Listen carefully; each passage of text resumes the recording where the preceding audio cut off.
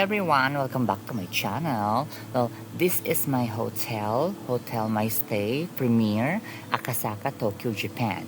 I stayed here a couple of times before and recently I stayed here last June 2023. It was a good stay, walking distance to mall and restaurants.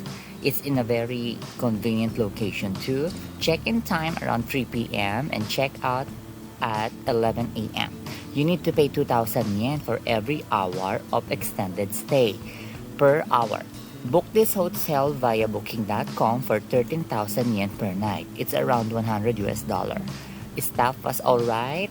Some are friendly, some are not so. Room size is acceptable. My room is around 15 square meter with a city view. Knowing Japan, most of the hotels here are not so big, but it's very functional. It has everything you need and very comfortable. Overall, my stay here was very comfortable and I am very happy. Room was clean, it smells good, soft bed. I will tour you around, so please enjoy this vlog and don't forget to subscribe to my channel and check out my playlist and other hotel reviews. Thank you.